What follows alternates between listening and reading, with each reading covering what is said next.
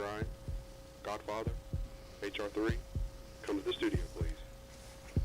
It's time to go live. 5, 4, 3, 2, 1.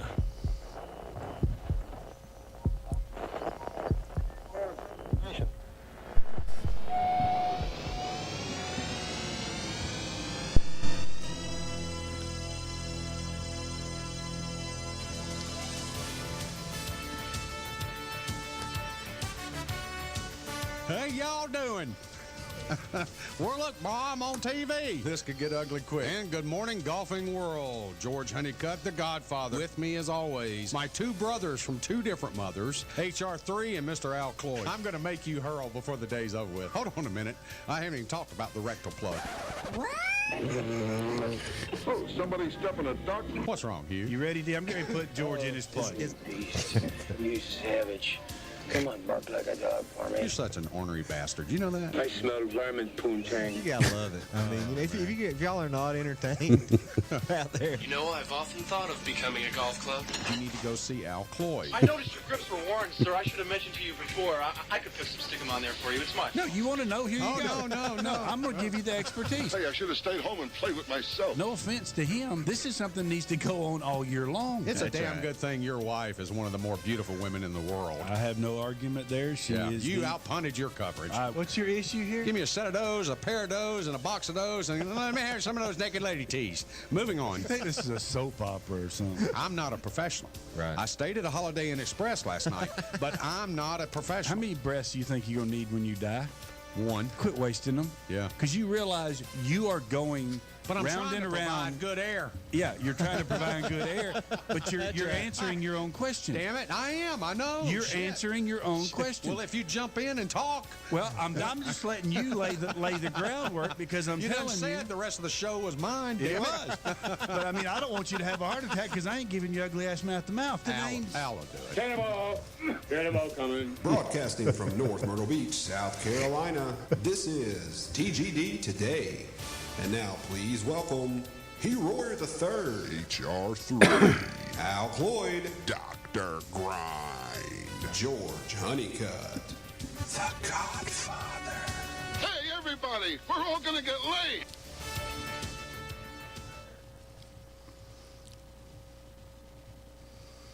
And good morning, golfing world. Welcome to TGD Today. good morning, good morning. Mo, Larry, and Curly is in the house. That's pretty scary. Isn't it? You got your hearing aid up too high? Yeah, boy, that was ringing me out, dude. How y'all doing today? Just hanging in there. Yeah. Yeah. You look good. Thanks, Got you the too. pink on, sporting it. Attaboy. Yep. Al, you know, doing his Gary Black. Player impersonation. Yep. It's easy to color coordinate. It's black. good to see you today, dude. It's good to You be look here. good. Thank you, sir. Yeah. Did you get some rest last Sure night? did. Yep. Attaboy. Heck Laundry's much easier with an all-black wardrobe. Isn't it, though? It is. Much Good- easier. Good point, Jeff. Yeah, I mean, laundry's a cinch. It's low maintenance. Yeah. I like it. No doubt about it. Yep. No? I ain't touching it. Ain't touching it. I ain't touching it. Well, guys, TGD today, I mean, RoundTable, let's start things off. We got, there's a lot going on in the golfing world. I mean, you're sitting here thinking, you know, this is dead season and nothing really going on, nothing to talk about. But hell, there's play going on all over the place. Yeah. There's, you know, and sitting here, you know, being able to watch the Alfred Dunhill championship, you know, Leopard Creek, I mean, in South Africa, just brings back a lot of memories. Oh, yeah. You know, just honestly, just saw my old caddy, Zach Machego, here on television just a second ago. Oh, did you really? Yeah. It's pretty cool. Yeah. Pretty cool. I tell you, that's a beautiful golf course with that Kikuyu grass and Kikuyu. excuse me. Thank you. Enunciate. And the A1 bent, just beautiful place. God, just Hey, Hugh, if gorgeous. you had to pick one course, you know, out of all the courses you've played, what course would that be to go play again right Riviera. now? Riviera? Mm-hmm. Interesting. In L.A. Really? Yeah. Yes, sir. My favorite one. I hate that bunker in the middle of the green, dude. Well, you just got to miss it. I've played 3 times, dude, and I've hit it each. No, I'm sorry. I've been in it twice, and I've been on the slope once. Got you. So that tells you I play for the fat part of the green. The only problem is that damn bunker sits It's right in the middle of right it. in the middle of the freaking green. Yeah. But I mean, it's like you got 30-foot of green on each side. Oh, yeah. Of it. Well, I mean, that doesn't matter, dude. You know me. I'm going to hit dead center. That's funny. That's funny. But you're right. That's a really unique property. It really is, and the clubhouse is, it's old and it's it's all the antique stuff. But I mean, the golf course itself, Kikuyu grass, as we just talked about, which in South Africa that's what they have, but they have it out in L.A. and they grow that rough. That stuff is brutal. I mean, it just grabs the club. I mean, literally, it'll stop. And, but the amazing thing is that the ball settles down to the bottom. It's so thick, you'd sit there and think that the ball would sit up. Yeah. And it just doesn't. It just settles, and you're looking. I mean, it takes a while. Yeah. So it's a different stuff. But if you hit it in the fairway, I mean, it's like having it on a tee. Oh, I mean, it really is. It's like East sits up. Yep. It's like Eastlake with that Zoysia grass. Yeah. I mean, it just sits up there. You can't help but have a great life. Yeah. Right. So Nice. Those silver birch trees and stuff they have out there, I guess what they are. They're the ones that peel. And Right. I mean, it's just beautiful. It It's is. beautiful. And you're sitting in the valley, and you got all the surrounding little foothills and mountains and stuff like that. And you walk into the clubhouse out at Riviera, and you sense Katharine Hepburn, and you sense, Hogan, all Hogan those, and yeah. all of them. Okay. I got you. It's just got a mystique. amazing. Oh, yeah. God. That yeah. locker Hollowed room. grounds. Well, it's like Pinehurst, Yep. Yep. You get up at 2 a.m., and I remember staying at Pinehurst at the lodge, and you just kind of get up at 2 and go downstairs and walk along the trophy cases and all, and you expect to see Ghost in the hallway. Yeah. So Yeah, it was pretty cool. I mean, I remember my rookie year, and, we got to number 12, and they're saying, yeah, that house up there on top of the hill up there. I said, yeah, that's Mel. I'm losing my mind. Spit it out, dude. I done lost mine. That's all right. What's his name? Did all the funny End of the World or Mel Brooks. Mel Brooks's house. Mel yeah. Brooks. Yeah, I couldn't remember. But yeah, it was Mel Brooks's house up on top of the hill on 12. Just left the fairway, and I was like, wow. No wonder there's big fences around it. Yeah. But I mean, you couldn't get to it from the golf course if you wanted to. But it was just, to know mountain goat couldn't. It's get right to there it. in the middle of Beverly Hills, basically, just on the other side of the freeway. Yeah. And it's gorgeous. Yeah, you're driving around, and it's one of those spectacular places you just kind of trip across. But and it's tough to get in there, dude. Oh yeah, you just don't show up and play golf. No. So Nice. So last week, guys, a little topic I thought we'd take up just for a few minutes here. Tigers returned last week, and the limited field, 18 players, and we saw him tie, dead last. Mm-hmm. So had a horrible first day, but interestingly, we talked about this Monday, Hugh. If you look at, he had 10 chili dips. Mm-hmm. That's not including bunker play, but 10 chili dips through the round. I did a little research. It's so uncharacteristic. The most I could see from any other tour player for the history of the records that's been kept was 6. So Tiger kind of set a new record in the PGA Tour, but congratulations to him. But, what's y'all's thoughts on his return and his swing? And He's got a new coach. Didn't he announce that he had a new Chris swing Como. coach? Chris Como, yeah. I think Noda, he did an interview, and I think he said one of the better things, Tiger's kind of got to take ownership in his own golf swing, and understand and know what he's trying to accomplish, and basically take it in and absorb it so he can do what he needs to do. I mean, I think the golf swing looks better. It's still, a solid base, which I agree with 100%. That's the one thing Foley did do, but the fact that he's setting up more balanced and not, leaning on his left and staying left. A little bit of the stuff with Foley, to me, is got some stack and tilt tendencies to it. Well, he seemed a little bit more open and able to turn his hips and his shoulders out of the way, where I think Foley had him a little closed, and that was putting more tension and stress on the lower back. Well, yeah, because I mean, if you don't, like, you look at it now, when he turns away from the ball in the top of his backswing, I mean, he's behind the ball now, where before, he was on top of it, really almost inverted. Right. And it's going to take some stress off of his actual spine, though it's going to create more tension in the muscles of his back, which I think that's where I know that's obviously where your power source comes from. But he can now move through. He can drive through the ball without having to jump. You know, I know they're working hard, and it's going to be a hard habit for him to break is to, you know, keep his head from dropping so much in the top of his back swinging on the way down. Yeah, I did notice that. But, yeah. you know, they're working on that, trying to improve that. And, you know, it's just a matter of time. But, I mean, he's very rusty. I mean, extremely rusty. That's obvious. And you know, it's hard to jump back into competition like that. And we talked about this, Al, Monday, is maybe Tiger needs to check his ego once again in his game and, you know, start playing some clubs with a little bit more bounce. You know, even though he is, you know, known to be some of the best hands in the market. Again, you know, having no bounce and sticking the leading edge into the ground and just expecting it to go up there and finish a foot away, it's just not going to happen anymore. So yeah, I think once before on another show, you know, when I got the opportunity to go to Augusta, I got to see Tiger hit a bunch of shots, you know, right around in the practice area, and you know, I was just amazed, you know, at his touch and his feel.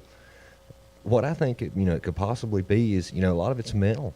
You know, I mean, he's, you know, at one point in time, you know, he dominated, you know, and it's hard to, you know, now he's trying to get back, you know, and you always want to get back to where you were. You know, that's just the nature of life. And he's putting a mental strain on himself to get back there. And maybe he's realizing, hey, I'm not, you know, what I was. You know, so, I think a lot of it's mental. I really do. Is he going to check at the door? And I think he's checked already. I think that, you know, you're going to see him work harder and do what he's done in the past as far as trying to get himself back to where he wants to be. But I think, like we talked about Monday, you know, it comes down to a point where it's check your ego, you know, get yourself to where you understand it. You know, everybody's so consumed nowadays, and it really, I get tired of talking about it, but it's, you know, how far these guys are hitting it and how, you know, so doesn't hit it far enough or this and that. You know, you've got Tiger's not the longest You've anymore. got 13 clubs and a putter in your bag. Learn to play the game. That's right. I mean, yep. Well, Corey see, guys, Pavin wins the U.S. Open. Bill Rogers wins the U.S. Open. You know, and Look at British Pinehurst Open. this year. And these guys can't hit it through a plate glass window. They have to duck for the rebound because it won't go through a window. Right. But yet they go and win major championships. Right. I mean, you know, as we get older, you know, you're not going to hit it as far. You're not going to do things you could do when you were younger. You know, learn to adapt and play the game. And to me, that's what I think he's got to do. Learn to change his game and adapt to your health and your situation to prolong and give yourself a chance to try to get to the record. I mean, whether he will or not, who knows? That's yet to be seen. But give yourself a chance. Well, guys, he took the time off. He was gone for 4 months away from the tour. We saw him go through the illnesses again, the health issues last year, the year before, but whatever. This most recent break, 4 months, really he couldn't do full swings. He was late getting back with his driver. He didn't want to push the envelope again. But one thing he could do was work on that damn short game. And so if anything clear, defined, and purposefully established during that 4-month period, he should have come out last week, and that short game should have replicated and looked like it did 10, 12 years ago. Yeah. No, I agree with you 100%. It didn't. And I think that's a lot of it, the fact of, he looked lost. Well, he looked like, I'm just going to go be able to stab this, 14-degree bounce, whatever, wedge into this ground, and I'm going to be able to, get it up there to a foot. He looked lost. And for that, this coming off of supposedly, I've been working on nothing but my putting. I've been working on nothing but my small game. And now, I was just hoping my drive. Hell, he looked fine with the driver, especially day 3, day 4. He looked fine with it. I mean, he was hitting fairways. He had some decent, really good length, actually. And came to the short game, even in the bunkers. He just looked lost. And I'm sitting here going, okay, you didn't work on that stuff. Well, that was pretty obvious. Exactly. I mean, no offense, it's pretty obvious. I know. I mean, rust is rust, and I understand that from a competition standpoint. But I mean, I think his rust is simply just because he didn't get out and work on it. He didn't get out and work on. Yeah, exactly. I mean, somebody as good as he is, and shots that he's hit throughout history of his career. you don't hit shots like we saw last weekend. I mean, you just you don't hit.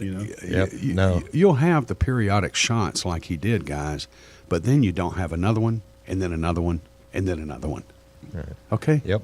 You think he's got another run left in him? Oh yeah, I do too. I do. Well, my predictions. I said this I think a couple of weeks ago. Of course, he's getting ready to run for president in 2016, but my predictions are he's got one PGA Tour win maybe next year or this coming year. I don't see him winning another major. I just don't. So I think you're wrong. I think you're wrong on that. Yeah. Okay. That's just my opinion. Yeah. Well, this is what I think. When Tiger was in his essence, mentally he was there. He thought in your mind, and like even you go back and look at there's certain times when everything's clicking. Everything's right. It's just working. And then all of a sudden that bubble gets popped. Okay, you're deflated. You don't have that piss and vinegar that you had when you were fully flated. Mm-hmm. Even though when you were fully flated, you may not have been doing the correct things that you should have been doing, it was working. Mm-hmm. So now that he's been deflated, is he going to come back and win more tournaments? He may win a tournament here or there. I think a lot of it's like race drivers. You take some race drivers in their peak. They had big kahunas. In other words, they and then once they get in a wreck or they get hurt, you know what I mean? I just right there. Yep. You just hit what I was going to interrupt you and say. Yes, look sir. Look at all of them. Wrecks. Yep. Look at pro athletes, whether they're football players, basketball, baseball, golf, tennis, whatever. Those that are great, they dominate and they dominate and they dominate, and then look at if they have an injury. Yes. Look at what happens. Well, the bulletproof, the Kevlar is gone, and their confidence is shot. Well, there's one thing that affects them all that I don't think affects Tiger. And in your theory about the race car drivers, we've always said the issue that stops them from being good at some point is the fact they're sitting on their wallet. Okay, and it's taking pressure off of the accelerator. Yeah. Yes, sir. And I don't think Tiger has that. I think Tiger still. I mean, he'll never be the Tiger he was again. Yes, sir. But he's definitely good enough to win multiple tournaments and majors. That's what I mean. Like Earnhardt coming back after a few years of him not running well, and then all of a sudden he's back. Because this dude has been the greatest player in the world for a long time. He's not going to give that up. I mean, he's still got the drive. I think he definitely has the talent and the drive to come back and have another run. I don't know how much that run that's going to be. I don't know if he can break any more records, but I don't think he's done, man. No, he's not. He's not done. But I think it's going to be in spurts, though. It'll be like one tournament here, and then it may be like and it'll be a major, or something like that. I think that's what it's going to be. Let's break this next year down real quick, okay? Let's use a couple minutes. All right. So let's say that he plays 20 events. Is he going to make it through the entire season, or are we going to have another health issue? Well, that's the question everybody's asking, George. I mean, nobody knows. Nobody Yeah. knows. Nobody knows. I mean, like Okay. I said, it's like I was saying a second ago. The Kevlar's gone. He doesn't. He knows he's not bulletproof anymore, and there's. I'm sure there's some doubt in his mind. Well, the intimidation factor that he had over the rest of the PGA Tour field is gone. That's gone. The only thing that remains is the younger guys that are not used to when they tee it up with Tiger. They still will be confronted with the 20,000 walk-along spectators that are going to be following that group. Oh, no doubt. Where if they were at the group ahead or the group behind, they would see 8 people. Okay? Oh, yeah. He's still a major draw. Yeah. He's the number one draw. Yeah. Oh, no doubt. Okay? Ricky and Rory and the others are gaining in popularity, and if they are the sole source of marquee names, if Tiger's not in the field, then they're going to be the 20,000 deep, observers hole to hole to hole to hole. So going back to that, let's say that Tiger does have a chance this year, and you guys, I predicted 1 win, not a major, but you guys are thinking that maybe that's not right. Cool, great. Let's argue the point. Of the 4 majors coming up, which includes Kohler, Whistling Straits, okay, which of the 4 majors does he have the best chance to win? Is it Augusta? Yeah, I don't know if he'll win a major this year or not. I didn't say that, and I'm not saying that for sure, but I'm Right. just saying he's not finished. So you're winning majors. saying a major in the next 2-3 years? Yeah, absolutely. That's what I'm saying. Yeah, or more, because I think he's still got the ability to do Yep. that. Yeah, and I don't know how many wins he'll have this year because there's still a lot of unknowns. Is he healthy? Who knows? He, like you said, Hugh, he doesn't know. The general consensus is he's going to win twice next year or after the holidays. He's going to win twice in this next season, and that's all fine and dandy. I say maybe once. I give him one, and it's probably going to be one of his that he hosts. So, that's all fine and dandy. Where does he have the best chance to win a major? I just don't think, guys, he's got 4 days. I just don't think he's got 4 days left in him. What's he got to do? What's he got to do to get back? It's like last week, guys. Last week, he comes out, has a horrible first day. Then he goes out the second day, and he shoots par.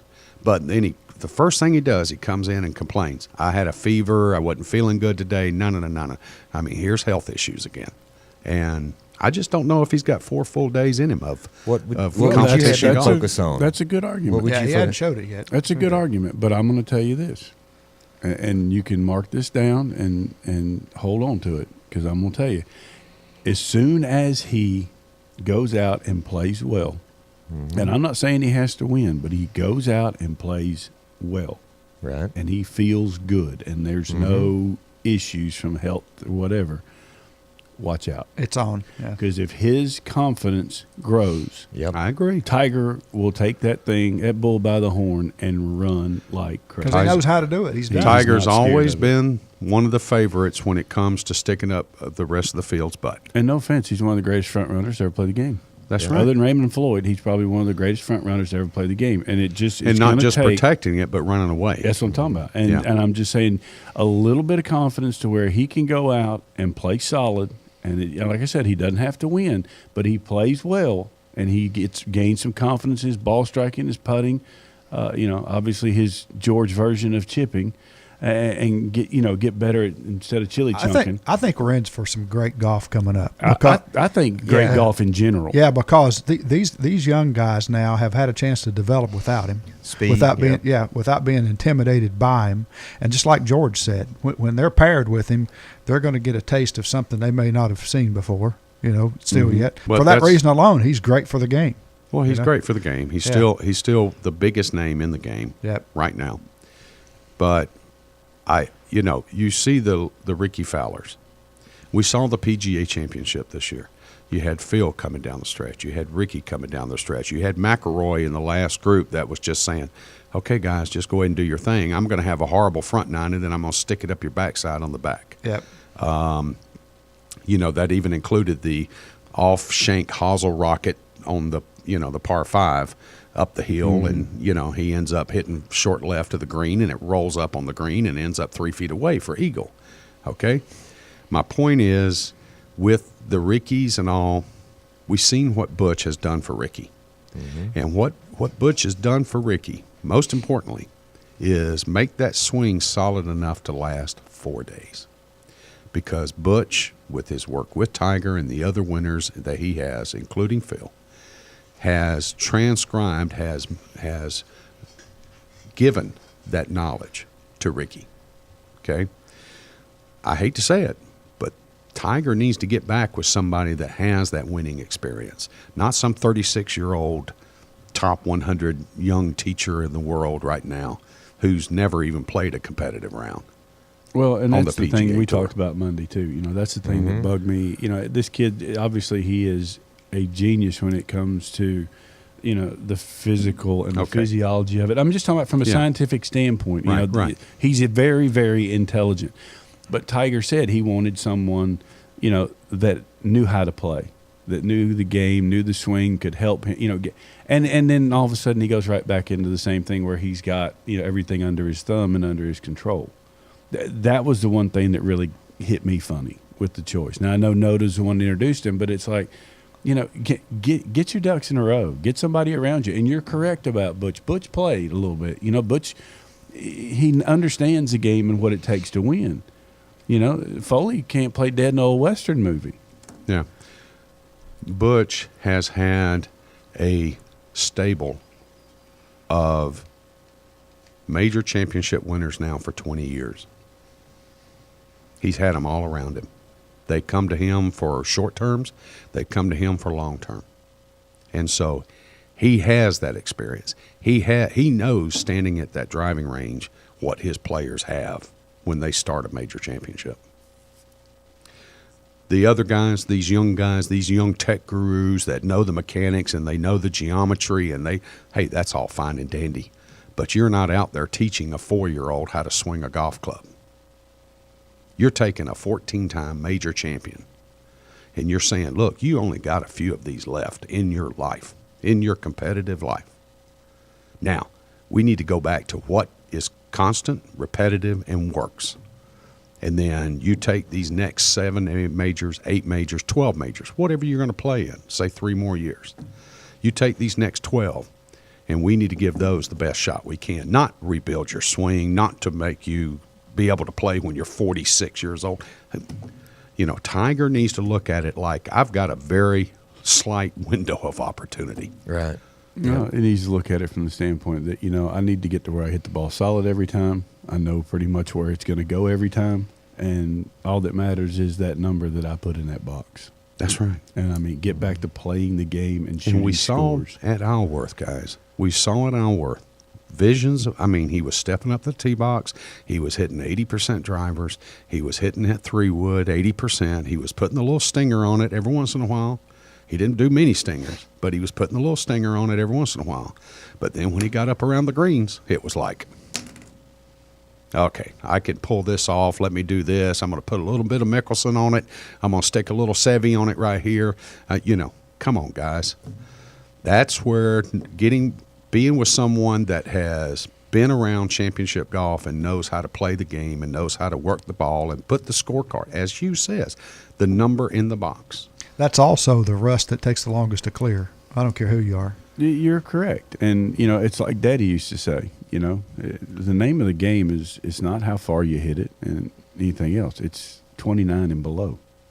And if you can average 29 putts and below around, you're going to play well and score well. And that's obviously been gone the last 3 or 4 years with Tiger. I mean, the guy, honestly, looks awful putting the ball. Yeah. Where he used to be, I mean, he's putting on the Plinko board on the Price is Right out in San Diego for the U.S. Open, and that thing's dancing and bouncing around, and boom, right in the middle. I mean, speaking of that, can I just say one thing? Did you guys notice Jordan Spieth putting and with his head watching he looks the ball? at the hole. He looks at the hole. He looks at the hole. Yeah. No, he's done that for years. I know, but that just blows my mind that somebody like Tiger, who was the best ever from 5 feet and in for a long period of time, and here's a kid coming along doing something totally different, and look how it worked. It's amazing. I mean, it's about what works and how you play your best. Well, it's interesting too. It's like this morning during the Alfred Dunhill, the first part of the broadcast, they were again commenting on the cross-handed putter and that putting stroke and that style, and how literally 5, 6, 7 years ago, you were a horrible putter and you were known to have the yips if you were cross-handing. That was 20 years ago. That was a quick fix. That was 20 years ago. Yeah. And now you look at the damn fields, European Tour, PGA Tour, whatever, and it's maybe 50% that are cross-handed. And so, you know, again, these are players that are trying to seek the most optimal advantage in their own personal game. How can I maintain competitiveness out here? And do you see Tiger going to cross-handed? No. It won't be anything but that conventional method putter that he's got that looks like his Titleist, and is going to be this wedge and it's going to be this, because I've played with that since I was 12 years old. Okay? Sorry. Yeah. That's what it is. And at some point in time, as Hugh states, so promptly and so eloquently, he's going to have to check his freaking ego at the door and decide, I either give this a push and try to reach Jack's record and pass Jack's record, or I just go ahead and say, hey, I've made all the money in the world I could ever spend in my lifetime, or hand off to somebody. You know, let's just quietly bow out and move on. So I want to thank everybody for joining us today on TGD Roundtable. A lot more coming up, but again, guys, thanks. Good conversation. TGD Radio Enjoyed and TV are produced and broadcast by the Zeus Radio Network for thegolfdirector.com. When visiting The Golf Director, please sure to navigate over to our featured course pages where you'll find up-to-date information about course conditions, specials, and much, much more. Need help with your next golf vacation? Hey, just give Dave a call. 844-GO-GOLF-1. That's 844-464-6531. Just speak to Dave. He can help you out. All of our TGD programming is archived for listening and viewing on demand. To catch up on any show you may have missed, click on the TGD Radio or the TGD TV tabs in the menu screen at thegolfdirector.com. I'm George Honeycutt for Hugh Roy III and Mr. Al Cloyd. We want to thank you, our producers, for tuning in. There's more TGD golf news and information coming up next.